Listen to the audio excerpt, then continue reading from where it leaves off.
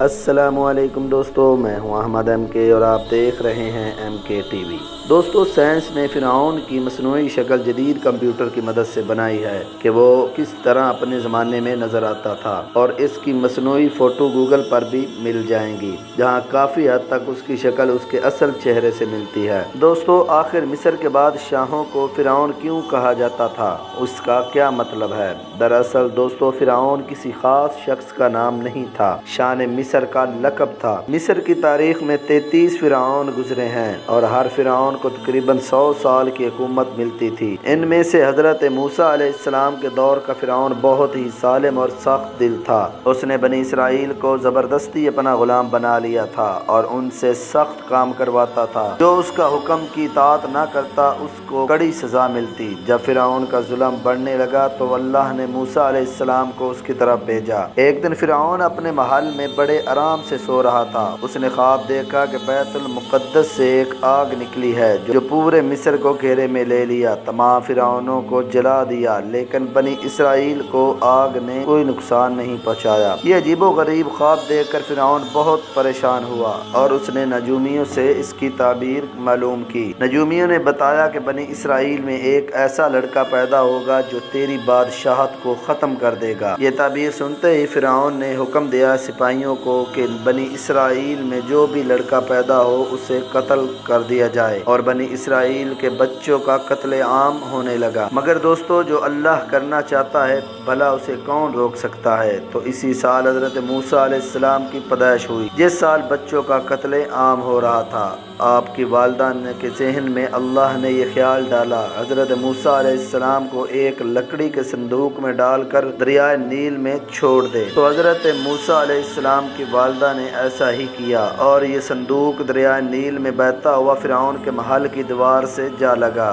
جب فرعون کے گھر والوں نے اس صندوق کو دیکھا تو وہ اسے دریا سے نکال کر فرعون کے سامنے لے گئے، اور جب فرعون نے صندوق کو کھولا تو اس میں ایک خوبصورت بچہ تھا جس کے چہرے پر نبوت کی تجلی چمک رہی تھی۔ تو حضرت آسیہ اس بچے کو دیکھ کر کیا بولی؟ قرآن مجید نے کچھ اس طرح سے بیان فرمایا ہے: یہ بچہ تیری اور میری دونوں کی آنکھوں کی ٹھنڈک ہے، اسے قتل نہ کرو، شاید یہ کہیں نفع دے ہمیں یا اسے اپنا بیٹا بنا لیں۔ اور وہ بے خبر تھے کہ دوستو، فرعون کی بیوی حضرت آسیہ ایک نیک خاتون تھی جو غریبوں اور مسکینوں پر رحم کرتی تھی۔ اور آسیہ نے یہ بھی کہا کہ یہ بچہ سال بھر کا معلوم ہوتا ہے، یہ بچہ کسی اور سرزمین سے دریائے نیل میں آیا ہے، اور تجھے جس کا اندیشہ ہے وہ تجھے بنی اسرائیل کا بتایا گیا ہے، لہٰذا تم اسے قتل نہ کرو۔ حضرت آسیہ کی فرعون نے یہ بات مان لی، حالانکہ وہ اپنے انجام سے بے خبر تھا جو آگے اس کا ہونے والا تھا۔ تو اسی طرح حضرت موسیٰ علیہ السلام کی پرورش فرعون کے محل میں ہوتی رہی۔ تو جب اللہ نے حضرت موسیٰ علیہ السلام کو نبوت سے سرفراز فرمایا تو حضرت موسیٰ علیہ السلام ایک مدت دراز تک فرعون کو ہدایت فرماتے رہے اور کئی آیات اور معجزات دکھاتے رہے، مگر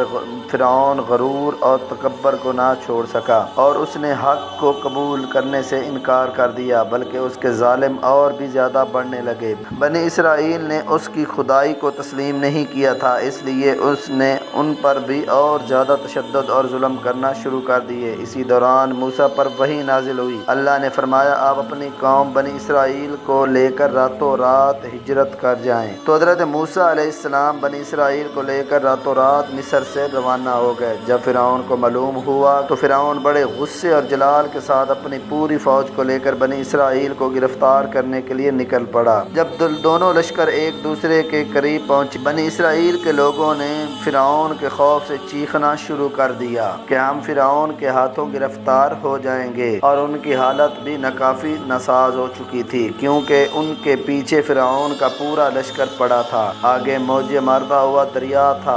اس پریشانی کی حالت میں موسیٰ علیہ السلام پورے مطمئن تھے۔ بنی اسرائیل کو تسلی دیتے رہے، جب آپ اپنی قوم کو لے کر دریائے نیل پر پہنچے تو حضرت موسیٰ علیہ السلام کو اللہ تعالیٰ نے فرمایا کہ اپنا عصا دریا میں مارو، اور حضرت موسیٰ علیہ السلام نے اپنا عصا دریا پر مارا تو دریا دو حصوں میں تقسیم ہو گیا، بیچ میں ایک رستہ بن گیا۔ تو حضرت موسیٰ علیہ السلام اپنی قوم کو لے کر اس رستے سے سلامتی سے گزر گئے۔ فرعون جب دریا کے قریب پہنچا تو دریا میں بننے والے رستے کو دیکھا اور اپنے لشکر کو لے کر اس پر چلنے لگا۔ جب فرعون اور اس کا لشکر دریا کے بیچوں بیچ پہنچا تو اچانک دریا کا پانی موجیں مارنے لگا۔ فرعون اپنی لشکر سمیت اس دریا میں غرق ہو گیا۔ ساتھ ہی دوستو فرعون کی بادشاہت بھی ختم ہو گئی۔ اللہ نے اس کی لاش کو پوری دنیا میں عبرت کا نشان بنایا، جو کہ قاہرہ کے میوزیم میں ابھی بھی موجود ہے۔ تو دوستو آج کی ویڈیو آپ کو کیسی لگی؟ اگر اچھی لگی ہے تو اسے لائک اور شیئر ضرور کیجیے گا۔ Thanks for watching. اللہ حافظ۔